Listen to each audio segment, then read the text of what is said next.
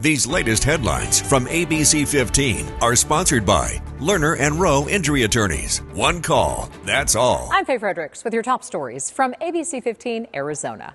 With the triple-digit heat, a reminder to stay safe outdoors. We've seen several heat-related hiking incidents this week, including a rescue just yesterday afternoon when a man ran out of water in Scottsdale. Scottsdale firefighters sharing these hiking tips. Hydrate early and often, even before you go out hiking. Go early in the day to avoid the maximum heat.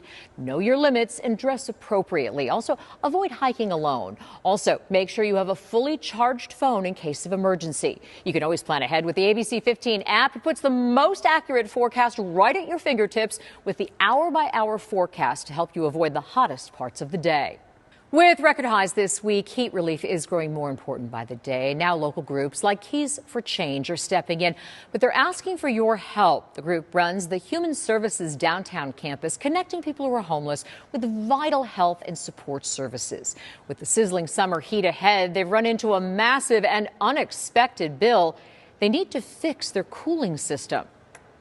Those things running 365 days a year, the compressors need to be repaired, and it's a total cost of $115,000. Yeah, if you'd like to help, head to keystoChangeAZ.org or find this story on ABC15.com. Crash shutting down a Phoenix intersection. This happened around 12:30 at 28th Drive in Peoria. Involves a Valley Metro Transit bus. We're working to learn what led to the crash and if anyone is injured. I-10 back open after a crash near Tonopah. Our Sweet James chopper up over the scene. You can see where a car crashed into the back of a semi. We know one person in that car was rushed to the hospital. We're working to learn if anyone else is injured. And a new immigration bill on the governor's desk. The legislature approving the Arizona ICE Act. It requires local law enforcement to cooperate with federal immigration authorities. Also bans policies that obstruct enforcement of immigration laws. Governor Katie Hobbs is likely to veto the measure. Our ABC 15 political team diving deeper into the bill and what's next. That's tonight at 6. Following up now, today marks 1 year since ABC 15 shared a single story that led to peace of mind for many in our deaf community. Last year, a deaf woman died in a fire in Surprise. Officials say she didn't have the right smoke detector that shakes the bed when there's a fire.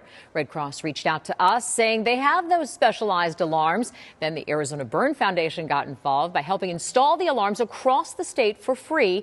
Today, that installation effort continued in Surprise. Arizona Burn Foundation plans to install thousands by the end of the year.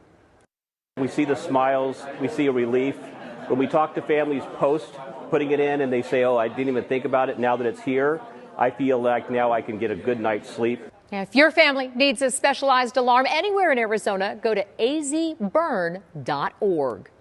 Trade war between the U.S. and China impacting White House advisor Elon Musk. Tesla has stopped taking orders for its Model S and Model X vehicles on its Chinese website, but the Model 3 and Model Y are still listed. Key difference, those vehicles are made at Tesla's Gigafactory in Shanghai.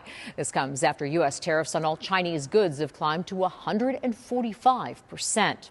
We're also learning more about how President Trump's immigration crackdown is hurting beer sales. CEO of Constellation Brands, which owns Corona and Modelo, says there was a 1% drop in its beer shipments last quarter and that the slowdown in beer sales was most pronounced in retailers in neighborhoods with large Hispanic populations. About half of Constellation's U.S. customers are Hispanic. Company says some have stopped going to restaurants and large gatherings out of fear of being swept up in deportations.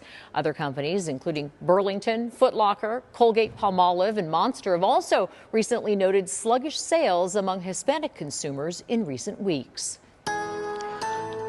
Tracking your forecast, I'm Chief Meteorologist Amber Sullins. It has been a hot end to the week, and one more triple-digit day is in store before temperatures drop. Tomorrow, 101 is going to break the record of 99 set back in 1936. We will pick up some breezes in the afternoon with gusts at 25 to 30 miles per hour here in the valley.